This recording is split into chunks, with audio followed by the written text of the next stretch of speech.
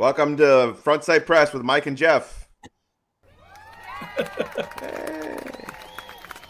And that is still a true description of the name of the show, because even though we are missing the regular Mike, we have our stand-in Mike with us tonight. So in case you haven't noticed, not Mike McGowan that's here this week. It is our good friend Mike Young, a.k.a. Skinny. Skinny, what's up? That's me. Oh, just happy to be here, man. You know, just sitting here up in the hills of Tennessee, having a good time. Up in the Smokies. Nice. Yeah. So Mike had some other things going on. He had some personal things happen today. He wasn't available to do the show. And as most of you know, we didn't do a show the last couple of weeks for various reasons. There were some people were sick. Last week was actually, as some of you may not know, but my daughter is a leap year baby. She's a leapling and only gets a birthday every 4 years. And last Thursday was actually leap day. So I had to throw a party for the first time in like 4 years. Actually had to buy her a gift and everything else. You have no idea how much money I save only having to do that every 4 years. So that's always nice. So she's 12/3, depending on how you want to look at it. So she will be forever young in many ways, both last name and leap day baby. So that's kind of why we didn't have a show last week. And then the week before, some people were illness. So we couldn't go 3 weeks in a row without having a show. I was available, so I called in our ringer Mike as backup, and here he is. Thank you for filling in. Yeah, man, good to be here. I love that Forever Young. Where have I heard that before? Oh yeah, it's my last name too. I know, right? We hear that all the time. You and I get that all the time. I was just going to the jail the other day and giving the lady behind the counter my name. I wasn't going to jail. We have to clarify, obviously. I wasn't going to jail. I was at jail visiting a client, and I gave the lady behind the counter my ID, and she goes, "Oh, you're forever young." And I said, "That's right. Don't let the hairline fool you. It's got nothing to do with actual age. It's about state of mind, as we all know." So, well, you know, one thing. Yes, welcome that to. I've the one thing that I've really prided myself on is since turning 50. You know, I'll be 52 this year, but since turning 50, AARP hasn't been able to find me because of my move. So I was like, it ain't official. I'm not old until AARP finds me. Well, when I left Florida, I changed my address to my buddy Paul's house so I could still have my carry permit and stuff and my driver's license. I had it all set at my buddy Paul's house like I was living there. And damn it, he sent me a text 3 days ago with the AARP. Went to his house, and I'm like, damn it, they found me. So now it's official. I'm old. Will. Yeah. Yeah, I got one. Yep. Right, I turned 50 last year, so I'm currently 50. I'll be 51 this May. And yeah, of course, mine came in the mail, right away. They sent one. Betsy would have been 50, so March 24th is her birthday. So this year she would have turned 50, and yeah, like last week I got the AARP thing in the mail for her too. I was gonna maybe send it back to him with her death certificate and see if they'd still give me the benefits every month, even though she's not around. She wasn't. Look, I love my wife obviously, but she was a Democrat, so if she could still vote, she should still be able to get AARP stuff. Yeah, maybe she'll vote for Trump this year. Yeah, doubt it. She wouldn't do that in her. She would come out of her grave to come back to not vote for Trump. So she would kill you. She would. Yeah, if I somehow got her ballot and marked it for Trump, not only would it be fraud, I would be haunted more so than I am on a daily basis. So, yeah. So welcome to Frontside Press with Mike and Jeff. We'd like to, of course, thank our King sponsor, as always, Johnny Glock. Because shortness is a life too long without having a Glock trigger.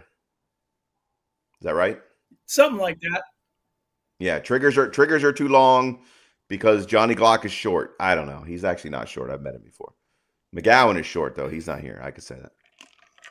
Yes. So, yes, life is too short to have not have a custom Glock trigger by Johnny Glock. So, yes, JohnnyGlock.com. Go check him out on YouTube. I think it's the persona JohnnyGlock.com or Johnny Glock on YouTube. Go get yourself Johnny triggers Glock. out there. Get yourself Mad Dog trigger. There's all kinds of fancy triggers that he can do out there. As I always joke about every week, they call it Glock perfection, but it's really not perfection until you slap one of Johnny Glock's triggers in there. So thank you as always to Johnny Glock. Go get yourself a Johnny Glock custom trigger. And then our second sponsor, should we call him our queen? I don't know how he'd feel about that. We got Johnny as our king. If we call Sean our queen sponsor. But thanks to Sean Hilton, our queen sponsor, for smokeshow3d.com. He makes those Glock blocks. I still have not yet gotten mine because he who shall not be named is still holding on to it. And some reason I can't get a hold of it. But fucking know better. They're great. Get yourself one of those Glock Armor blocks. You can go in there. You can knock all the pins out. You can break them down to the bare minimum as to what they are. If you go to smokeshow3d.com, use our code FSP10 for an extra 10% off. Is that it? Is that all? Did I get all the sponsors out the way? I think so. I think so. All right, cool. So how many people we got watching? Anybody? Or they tune in and say, oh, Mike and Julie aren't here, we're out. Sean's on There's here, of course. 6 people.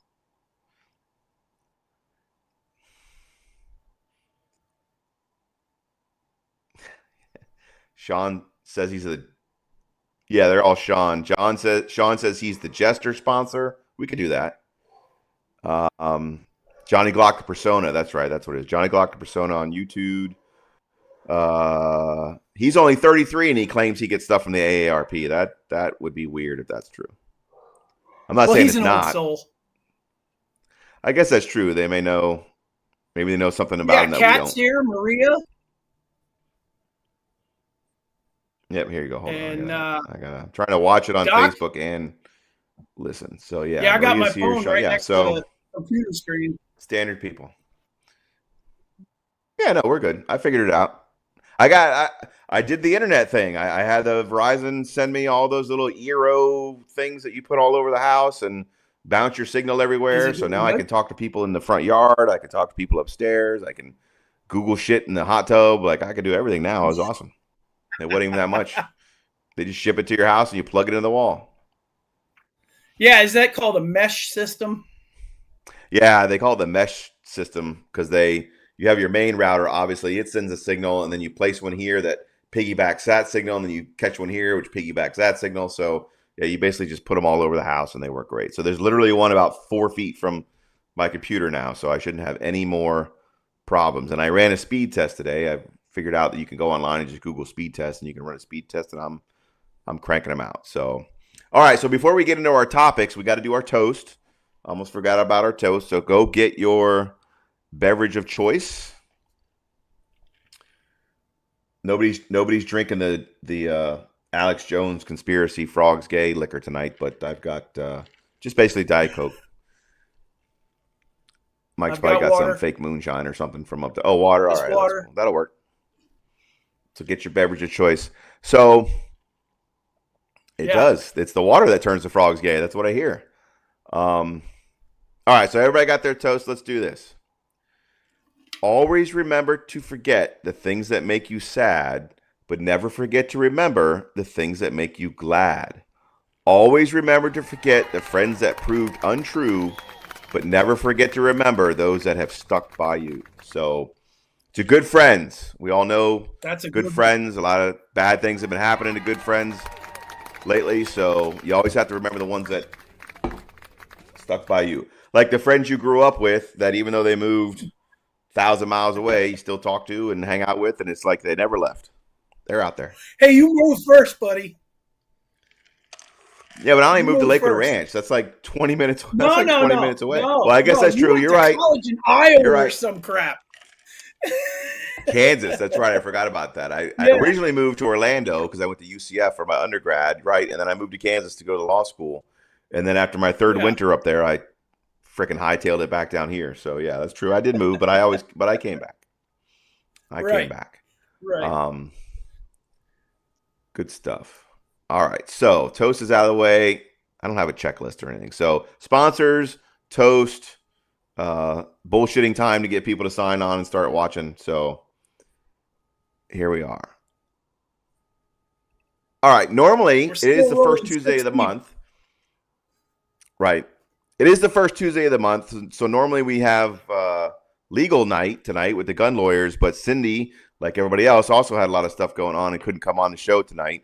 So I'm the only lawyer here. Sorry about that. So I'm going to have to carry the water on the legal community. But I want to talk about something that's in the legal realm, but I wanted to get your take on it because it's also very much in your wheelhouse. So I assume, Mike, you're familiar with Alec Baldwin and his shooting of that producer on that Wild West set a couple years ago, right? Yeah, ridiculous. Hang him. So everybody knows this story, but just to bring you up to speed, he was filming a show. It was a Western. He was on the set. He was playing with what was allegedly a prop gun. And somehow the firearm went off and there was a live bullet in it when there wasn't supposed to be. And a producer on the set died. As far as Alec Baldwin's situation goes, he claims he never pulled the trigger. The gun shot on its own. He was originally indicted. They dropped the indictment, and then they brought up a new indictment. So he has currently a new indictment where he still has his charges to come down the road. However, kind of a side story about it was this armorer on the movie set. So every movie set, when they're going to be using prop guns, has an armorer, somebody who's supposed to be in charge of the firearms. They make sure they work. They make sure they're safe. They make sure they're not fully loaded. They're the ones that keep them in their safe, and then they break them out when they give them to people when it's time for shooting, et cetera, et cetera. So you hire an armorer on your set to do all the safety protocols and handle the firearm. So the armorer on the case or on the set was also charged with involuntary manslaughter. So when they originally charged Alec Baldwin, they also charged her. They ended up dropping Alec Baldwin's charges for whatever reason. I still don't know what happened there. I mean, I could figure it out, I guess. But regardless, his charges were dropped. They did not drop the charges against the armorer. So an update on her story is the armorer was actually convicted yesterday of involuntary manslaughter in her trial. So I'll just read a brief little summation here from this news article, and then I want to get your take on the whole situation. So a jury on Wednesday found Rust armorer Hannah Gutierrez Reed guilty of involuntary manslaughter in the death of cinematographer Helena Hutchins. The armorer was responsible for the gun that discharged a live bullet on the Western film set. Hutchison was in the line of fire when actor Alec Baldwin pulled the gun out of his holster in 2021. Gutierrez Reed was also found not guilty of evidence tampering, a charge she received at 23 after investigators accused her of passing off a bag of cocaine on the day of the fatal set shooting. The jury deliberated for less than 3 hours at the New Mexico courthouse. After the verdict was read, the judge ordered Gutierrez Reed to be taken into custody where she will remain until she is sentenced. She faces up to 18 months in prison in addition to a fine. Saw testimony from weapons experts, FBI, and Santa Fe County authorities and crew members who witnessed the shooting. The prosecution largely focused on Gutierrez Reed's behavior as an armorer, claiming she didn't do her job correctly. Hannah Gutierrez knew that Baldwin was loose. She knew it, special prosecutor said. She didn't do anything about it, even though it was her job. It was her job. It is her job to stay to an A-list actor, if in fact that's what you want to call him. Nice little dig there at Alec Baldwin. Hey, you can't behave that way. Firearms, that is her job. That is what they pay her for. That is the job that she applied for. That is the job that she accepted. So, in a nutshell, she's the armorer. She's in charge of all that stuff. There was all kinds of allegations that her and some other people on her staff had taken that gun and a bunch of other guns out into the desert the day before and fired live ammunition in it. And then when they brought them back, she didn't double check to make sure they were all empty. She didn't check it when it was handed over to Alec Baldwin to play with. Now, again, whether he should have pulled the trigger or not pulled the trigger, pointed it at people, been goofing off with it. He should have checked it himself. We all know the safety protocols.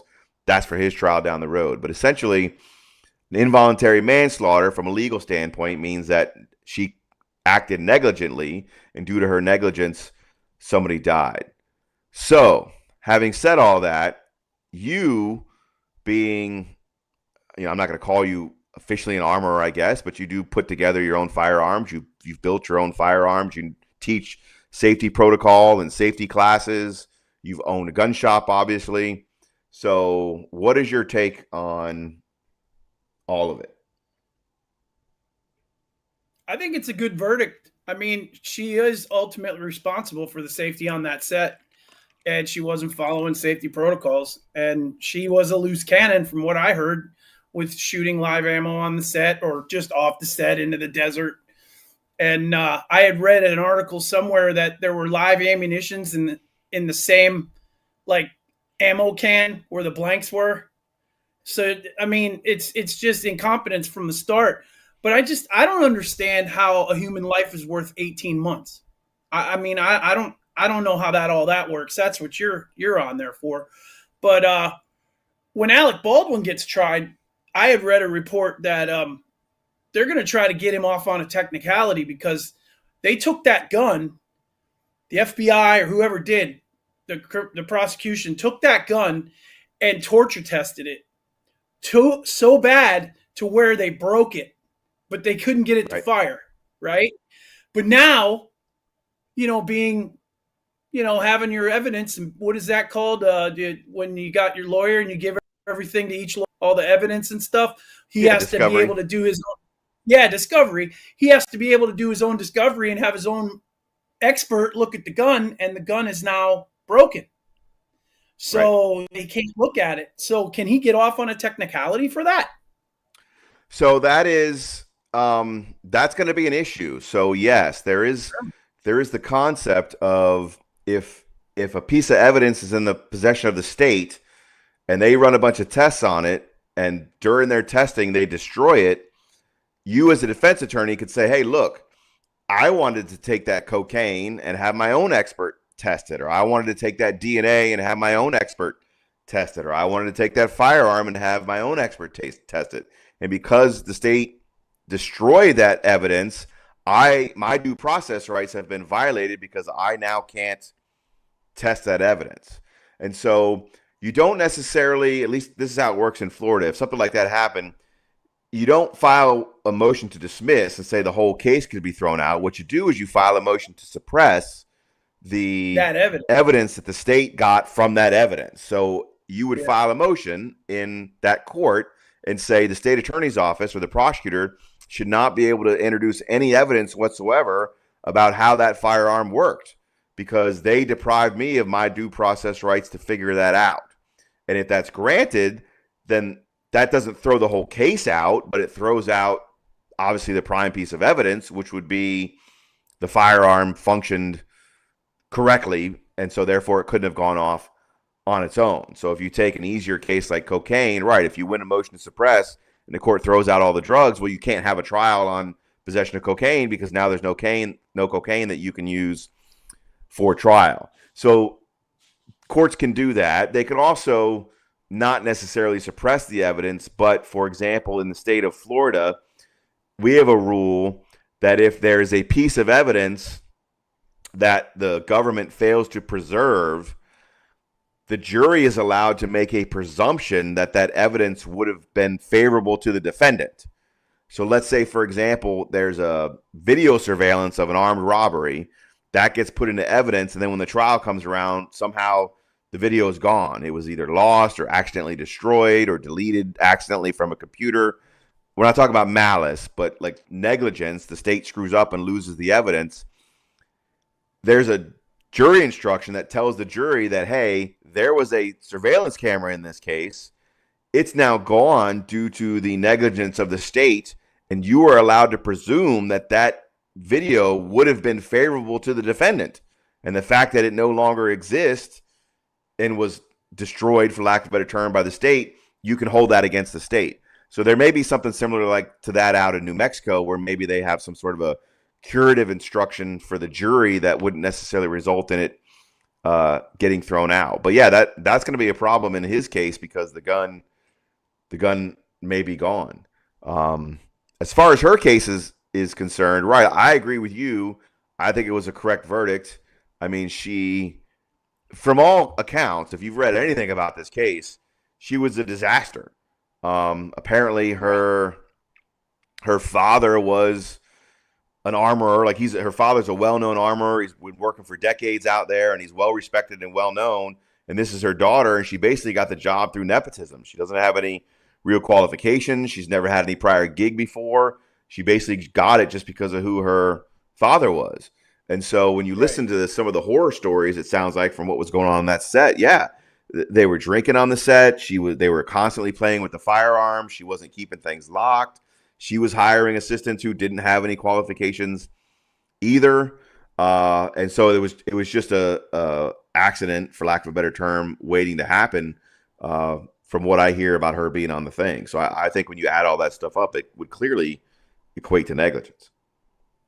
Did she get a charge about, because she killed the producer and the bullet went through the producer and hit the other guy, the director, in his arm or something? Did she get a charge Yeah, it for was that? somebody else. Did you read any, was this all at the same time, or would that be a different trial? No, it would have been the same thing. They would have charged her with involuntary manslaughter, then maybe, but there may not be. I guess again, it depends on what the statutes are out there, because there may not be, like, we have a general negligence statute here. If you're negligent with a firearm, you got, improper exhibition or whatever. So you could get something along those lines, but they may not have anything negligent related out there except for manslaughter. So there's no such thing as like a negligent battery where I trip and I bump into you by accident. Like that doesn't exist. So you can have a negligent manslaughter. So maybe there isn't any sort of negligent thing for the guy who just got winged with a bullet. You would actually have to die in order to get that out in New Mexico. I don't know, but that may be a possibility. But either way, they only came back with the manslaughter charge. Yeah, Doc Messett had a question. Torture tested. What does that mean? Doc, when they took that gun, when the prosecution took the gun, it was either the FBI or it was on the prosecution side. Anyways. I think it was the FBI, yeah. Yeah, they took that gun to their armory and performed a bunch of tests to it, including cocking the hammer back and hitting it with I think it was a 20-pound sledge or some huge kind of sledgehammer on the hammer itself. So they cocked the hammer back. It was a single action cowboy gun. So you have to cock it back to make it fire. You can't just pull the trigger and make it fire. That's why, how could Alec Baldwin, how would it not go off if the hammer wasn't cocked back? How could it just automatically go off if you didn't touch the trigger? So they cocked it back and they were hitting the hammer as hard as they could with a sledgehammer to see if they could make that thing drop, and it wouldn't. They hit it so hard that they broke the hammer and messed up the frame of the gun. And that's what I meant by torture tested. I mean, they really, it's unfireable. I mean, I don't even think they could put different, obviously for court reasons, they couldn't put different parts in it now, but I don't think they could fix it after the fact. I think it's, how much it's they destroyed totally it, yeah. messed up. Like they might have bent the frame when the hammer bent, or, all this kind of stuff. But from what I read, they destroyed the gun, and the defense didn't get a chance to have their expert look at it. So, if he gets to walk because of that, I'm going to be so upset, because it's crazy. I mean, accidents can happen, sure, but I mean, he had to cock that hammer back. You would think he would have to cock. Right. I'll tell you a funny story about a Taurus 1911, though, that happened in my shop. You might have heard this from me before, but I'm left-handed, so I was carrying it on my left side, and I don't carry 1911s cocked and locked because, again, they're a single-action gun. You have to cock it back first, and then when you say cocked and locked, you'll put the safety on, and it'll be on. Well, in case you haven't noticed, I have a bit of a weight problem, and I bump into stuff a lot. So if I got that gun on my hip and the safety's on, and I bump into the counter or bump into something and it knocks the safety off, now I have a cocked single action gun on my hip. Yes, the 1911 still has a grip safety, so you have to be hanging on to the gun to make it work. But I don't like it'd be like taking a freaking hammer gun and cocking it and put it in your holster and walking around town with it, because the safety could get knocked off. Well, one day I had a customer come in the shop. I was open like 3 months. I had a customer come in the shop, and he said, I'm looking for an inexpensive 1911. I'm said, dude, I'm your Huckleberry. I'm wearing one. I know it's a Taurus. But it was a good gun. I mean, the 1911 they made, it was called it was a commemorative one, and they did a really good job on it, and it worked, and it was $500 when you couldn't get Dude, a like 1911. the second gun I ever bought in my life was from your shop, and it was a Taurus 1911. It was 9mm, though it wasn't 40. Wasn't a 45. It was a 9mm, and I love that gun. I bought that from your shop. It was silver. I thought you bought the PT 92, the Beretta knockoff one from Taurus. I did, but I got that from you. But that was a standard black one. That was years later. The second one I ever bought was that it was a silver with a black handled 1911 Taurus and 9mm, and that gun was awesome. Right. So, yeah, there's nothing wrong with them. Yeah, I mean, it was a great gun. It shot great. I was with my buddy Jesse. We went to the range. I took it out of the box, put a round in it, first shot through it. I mean, you couldn't have hit a better bullseye anywhere. If there was an X in it, it would have been right in the center of the X. I looked at the gun. I looked at Jesse. I looked back at the gun. I put it back in the box and put it away. And he's like, "What are you doing?" I said, It's perfect. It's going to go downhill from here. I'm not going to shoot it anymore." But anyways, to finish the story, I pulled the gun out of the holster. Very first thing, now, hammers down, because I don't carry cocked and locked. All right. I hit the mag release on the gun. Hammers down. I hit the mag release on the gun. Mag comes out in my hand. Gun goes off. Hammer was down. How did that happen? I sent it back to Taurus. They said they couldn't find anything wrong with it. I sent it to a world-renowned gunsmith that does gunsmithing for competition shooters. He said, "You're full of crap. Send it to me," and blah, blah, blah, blah, blah. He said he couldn't find anything wrong with it. So it became a boat anchor, and I'd use it in my classes to rule number one is always keep your finger off the trigger, but point it in a safe direction is one of the first 3 rules of firearm safety. And because of my training, the gun was pointed in a safe direction, and it went off and didn't hurt anybody or anything. I mean, it knocked a button off my cash register and put a hole in my wall. But I was only open for like 3 months, dude. I almost went. I was looking up my paperwork on how to break my lease. And if you ever took a concealed carry class from me, I showed people that hole in the wall of my shop to bring it down and bring it around, saying, "Look, this is what I do for a living." And I had an accidental discharge, not a negligent, an accidental discharge, but because of my training, nobody got hurt. So months later, a man named Brandon Bunker walks in the shop.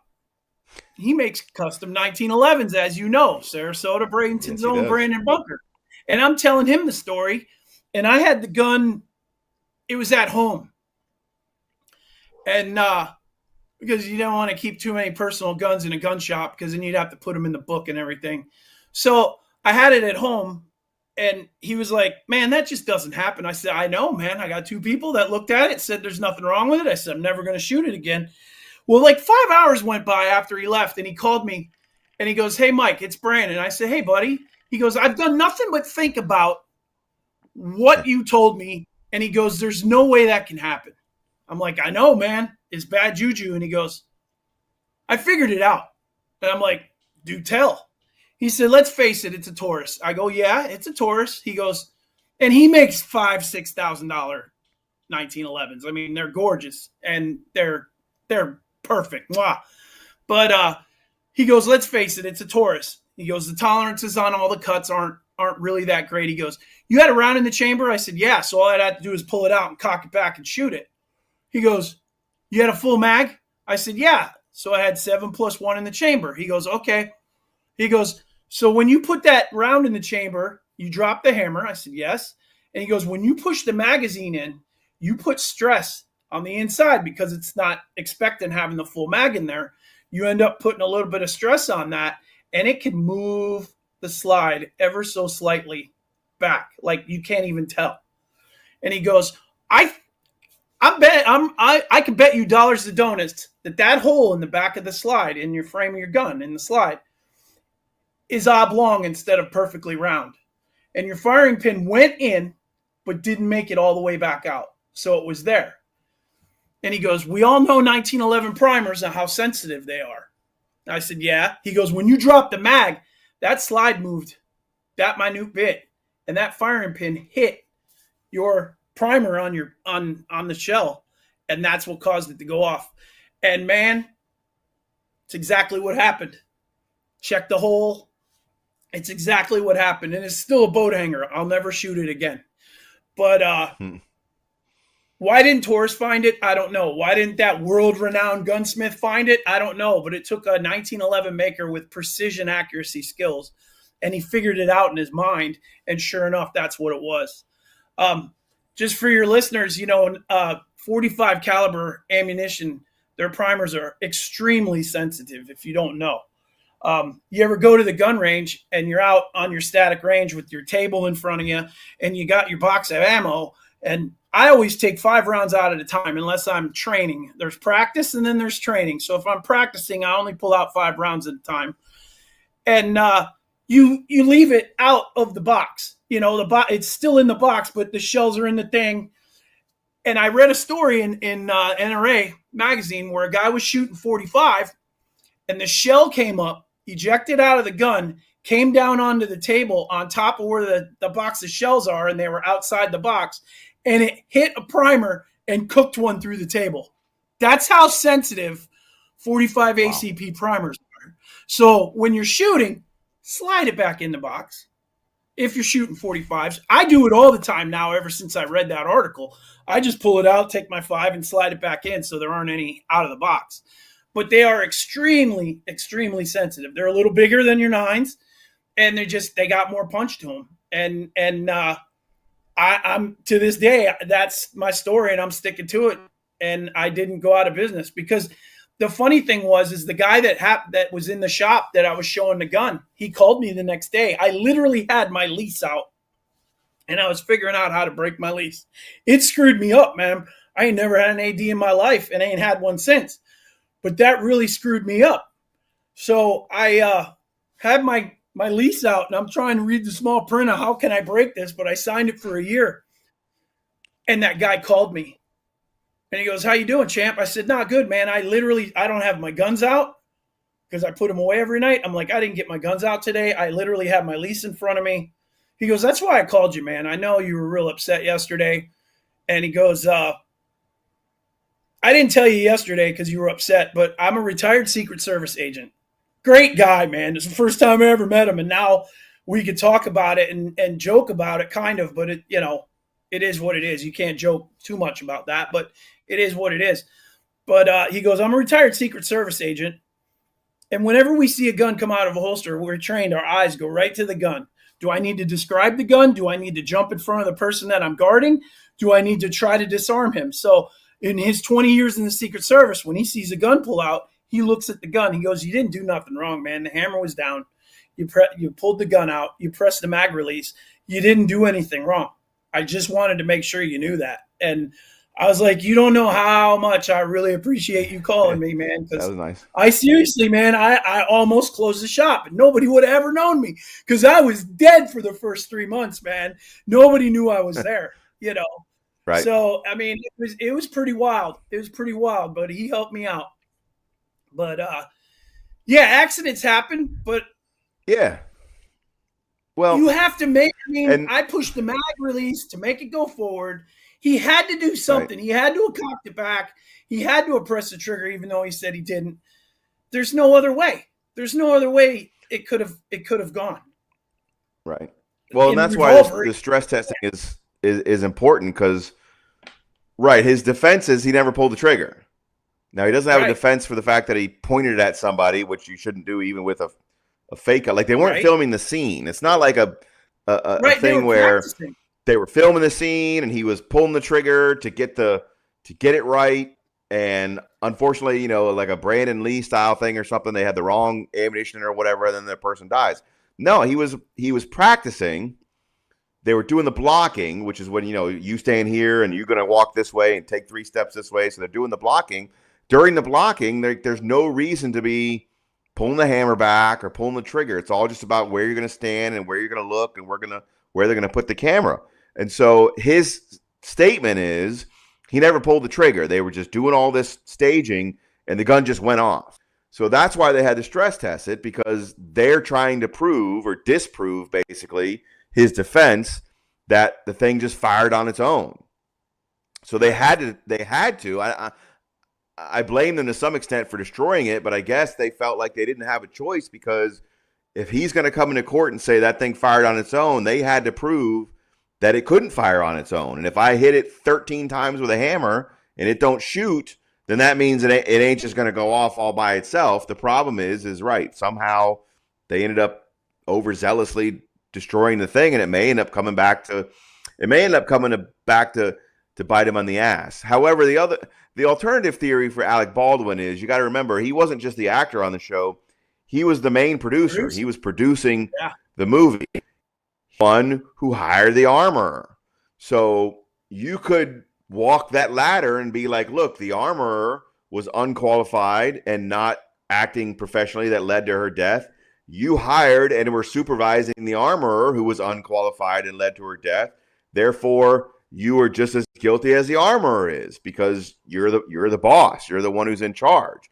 And if the armorer is gonna come in and say he was loosey goosey and A-lister or whatever with the firearm on top of it, even whether the firearm went off by him pulling the trigger or not, you could sort of backdoor a charge by just piggybacking off of the same argument they made about the armorer. That's what I would do as a prosecutor. I mean, if you really believe he should be held accountable, you don't have to just go with the straight, easy one, which is he pulled the trigger because he was goofing off with the gun, and you can make more of a the buck stops here kind of thing and say he was the one who was in charge, and if she's guilty, well, he's guilty because he was in charge of her. So they could still kind of round about it that way. I don't know. Wouldn't that be a civil trial, though?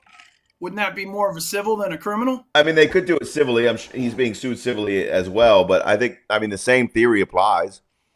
If your negligence led to the death of another person, then you're guilty of involuntary manslaughter, and so they could try and use the same theory against him to get a criminal charge. Certainly, for a civil lawsuit, they would just sue.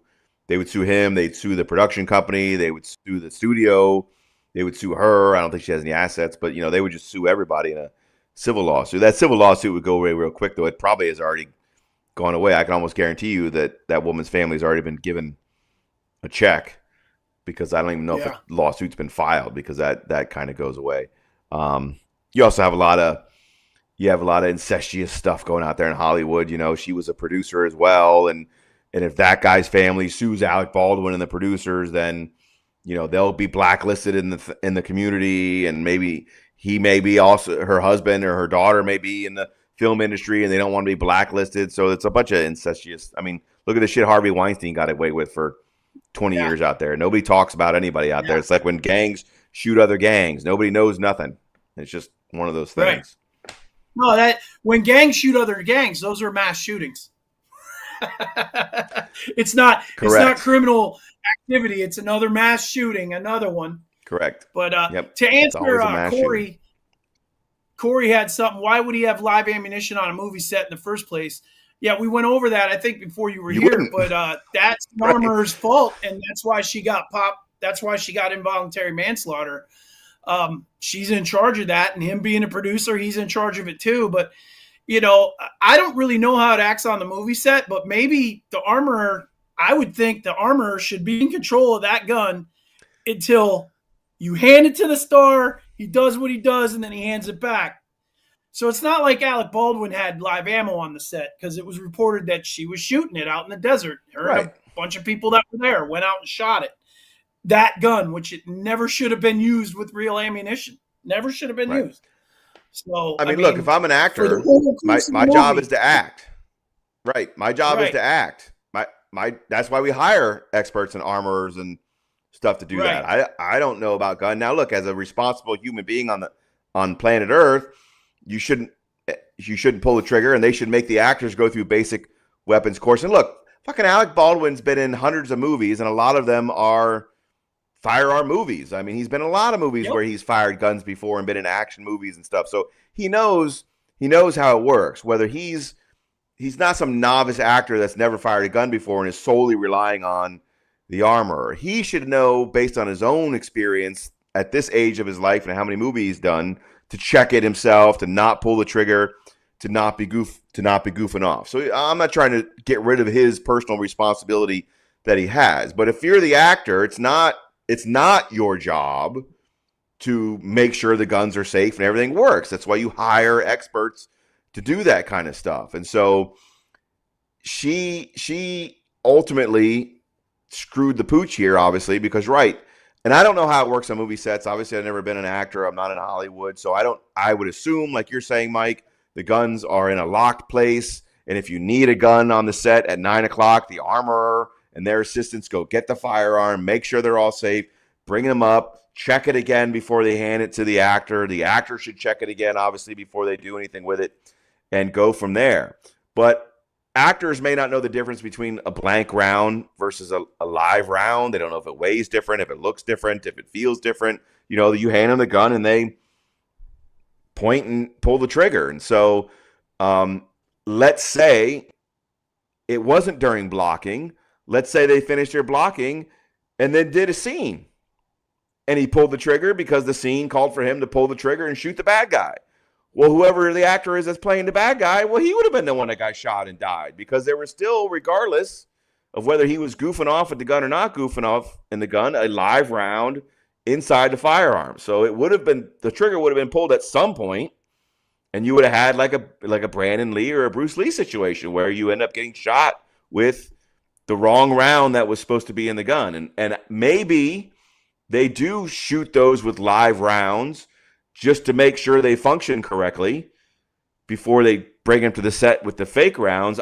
I don't know. But regardless, somehow a live round inside that prop firearm made it onto the set, and whether it was put in Alec Baldwin's hands or a stunt double's hands or anybody's hands, that's just a nightmare waiting to happen. And this lady was the unfortunate one who was standing in front of the gun when the nightmare happened. It could have just as easily been somebody else. And so that's why she went down. As to what the sentence is, you asked about why do you only get 18 months? Obviously, that's the statute in New Mexico. That's what they have as a punishment for involuntary manslaughter. I mean, involuntary manslaughter by itself, you say, well, a life is worth that, but it's like everything else. I mean, there's levels to a death. An intentional murder because you're a sociopath is different than a military guy who shoots somebody because they're at war. And somewhere in the middle is accidents. Right. Accidents don't get punished as much as intentional homicides. DUI manslaughters in Florida, the minimum mandatory is 4 years. A lot of people think it should probably be higher than that. But the concept is, you didn't intend to murder somebody. You did acts that resulted in a death. So what are the levels of punishment? So, I mean, we don't have an 18-month. There are no felonies in Florida that the max you can get is 18 months. You have a third degree, which is 5 years, second, which is 15, and a first is 30, and then life is obviously life. So involuntary manslaughter in Florida, I believe, is probably a third degree. So the max you could get is 5 years, and there's a min-man for things like DUI manslaughter, et cetera. But that's the statute that they have out there, and that's the sentence that she could get. What would she get? I don't know. I mean, I could see her probably getting the 18 months, obviously, for a dead person. But again, you got to go back to, what does this woman's family think? Are they going to come to a sentencing hearing and say, yes, we really miss her, but please have leniency on this woman because she has her own family, or she's young and she needs to learn. Prison's not going to do her any good. Who the hell knows what people are going to say at a sentencing hearing? So she may end up not getting 18 months because that's not what the victims want. So who knows? That's a good explanation. It is. So anyway, it's crazy. It'll be good to see. Hey, a win for the good guys this week. Louisiana became the 29th state in the country to have permitless carry this week. It starts July 1st, I think. Doesn't start right now, but it's another win. So there's more than half of America where you can carry without a permit now. Carry without a permit, yeah. Well, yeah, and in Florida, the open carry bill made it out of the committee. So it's now out of the committee, and it'll be going up for, well, it has to be set for a floor vote by the president of the Senate. So we'll see what happened in the past. Is the president was always some Republican from Miami or whatever, and he would never even bring it up for a vote. So right now, if you want open carry, what you got to do is call all your senators and congressmen in Tallahassee and tell them to insist that it be put up for a floor vote and then vote for it. So it did clear its first hurdle, which is out of committee, and now it's coming up for a vote. What happens with it, I don't know. Every time we think it's going to go somewhere, it never does. So we'll see. We'll see what happens. My hope is now that DeSantis isn't running for president that he won't care anymore and he'll get behind it. But right, the sheriffs are the ones who keep shooting that down. It's always the sheriff unions and the Association of Florida Sheriffs are adamantly against it. They've always been adamantly against it. They will always be adamantly against it, and they just are going to keep putting so much pressure on them not to pass any of that stuff. And now that I think with last year with the permitless carry, a lot of them have cover to be like, well, we gave you permitless carry. Like, Jesus, what more do you want? So I think, I hate to be pessimistic on it, but I don't think it's going to go anywhere. So we'll keep an eye on it, though. And if you want to know what happens with it, what do you think they should do, Mike? They should subscribe to your YouTube channel, Musings with MGL. That's right. Subscribe to Musings with MGL and follow me for all of the updates on that. I'll be doing updates, as always, on legislation. We'll be doing political commentary, as always. We'll be doing law stuff. If you need to find out, hey, I'm a convicted felon. Can I get my gun rights back? Guess what? You can go to my channel. I did a whole video on how to get your gun rights back as a convicted felon. What do I do if somebody does this? What do I do if somebody does that? All of that stuff is on there, producing weekly content. That's where you can watch the show live every Thursday on Front Sight Press on Facebook, and then Musings with MGL on YouTube. I'm not even going to tell you how many subscribers I have now because Mike's not here to give me grief about it. So I don't know. We'll just keep watching. So, all right. Look, hey, Joe Biden is giving a State of the Union address right now, so I'm sure everybody is anxious to pop out of here and go check out Sleepy Joe talking to Congress. So I don't want to keep anybody here any later than they need to be because they need to go find out.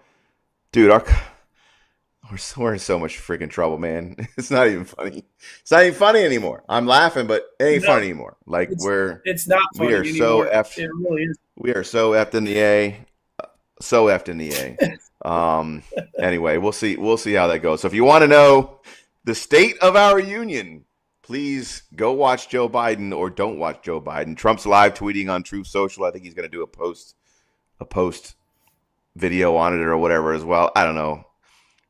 It's all nonsense to me anyway. So it'd be cool because you know how they always do the Republican rebuttal. They are. It would have been cool now that Rhonda McDaniel's gone in the Republican Party. It would have been a nice little letting Donald Trump do the rebuttal. That would have been cool. Yeah. Yeah. It'd be you interesting. don't have to be in Congress. I'm not sure what the rules on that are. Yeah, you don't have to be in Congress. You just they pick you. They can pick anybody they want. Yeah. And there's I can't remember her name, but there is a woman who's doing it tonight. She's actually pretty liked and well known in the Republican Party. So I think they want to have her do it and keep, let Trump do kind of his own thing, I guess. But we'll see how it goes. I don't know. It's just, we're going to have Trump Biden again, and we're going to do this shit all over again, and it's just getting worse and worse, and I don't know. Don't get me started. But anyway, treason. I'll just say that. So we're going to spin the wheel. We got the wheel ready to go. We'll still spin the wheel. I don't know. Do you have enough likes? Do you have enough comments? Is there anybody on here who hasn't won one yet at this point?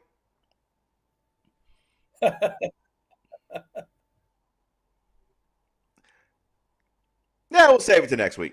We'll save it for next week. Mike likes to let Sean Hilton win. So we'll carry over your stuff from this week, though. So comment, like, share the video.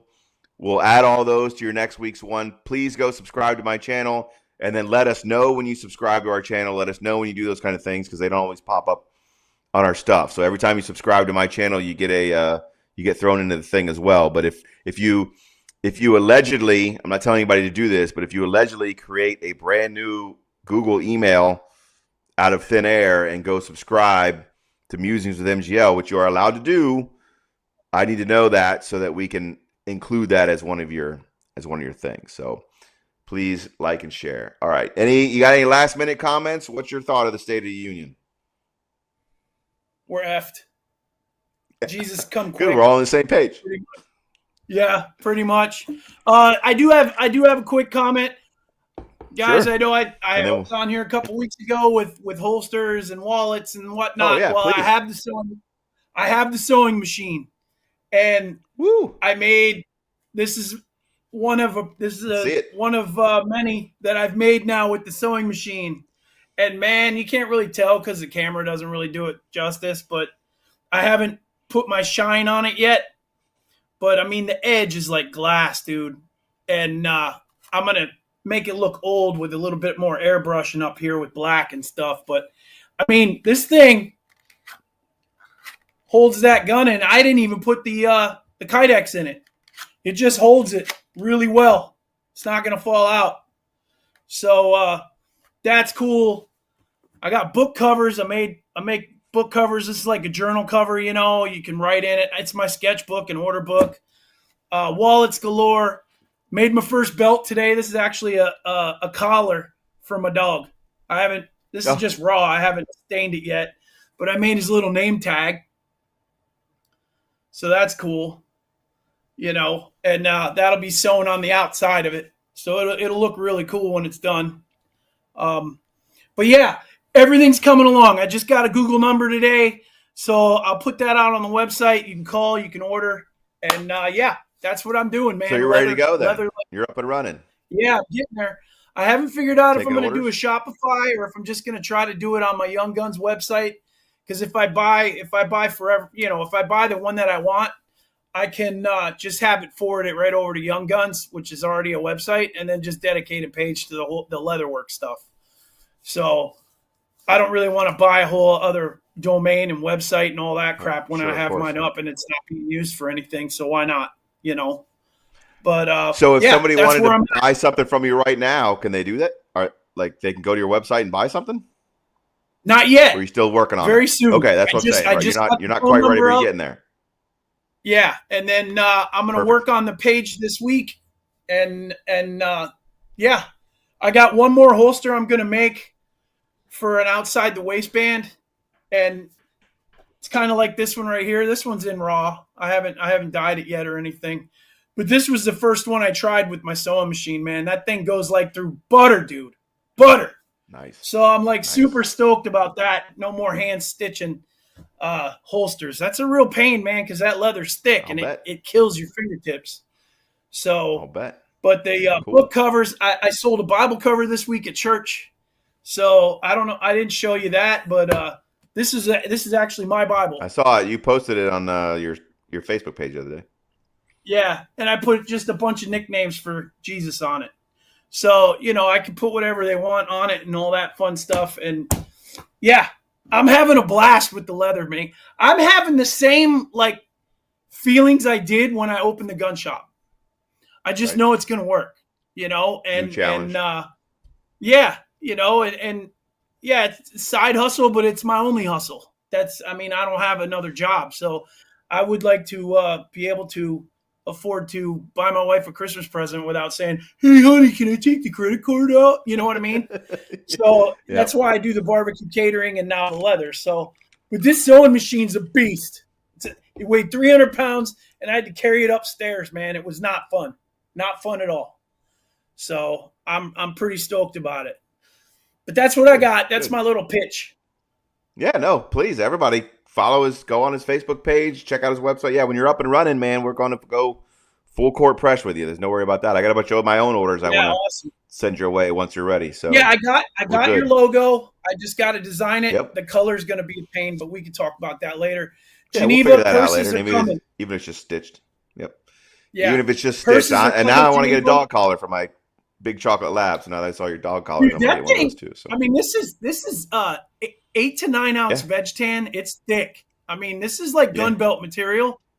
And then, you know, anything you want their name, you know, and then that'll be stitched on. This is going to be chocolate.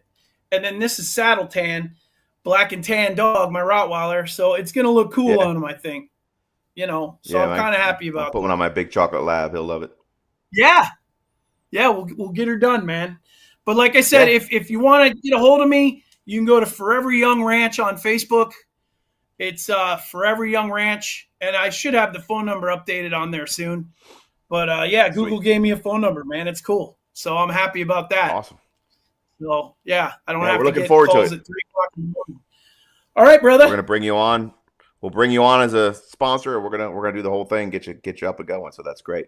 Yeah. All right. Hey, that's it. Any last comments? No other questions? Everybody ready to go? If you build it, they will come. We need purses. Yep, we got it all coming. So, all right, go watch Joe Biden. See if he falls down and bangs his face. hopefully we'll all be back next week. I'll be here, but hopefully everybody will be back next week. Like and subscribe, share, tune in next Thursday. God save America. McGowan, if you're watching, wrap your arms around the family. I love you, buddy. And give me a call. Peace.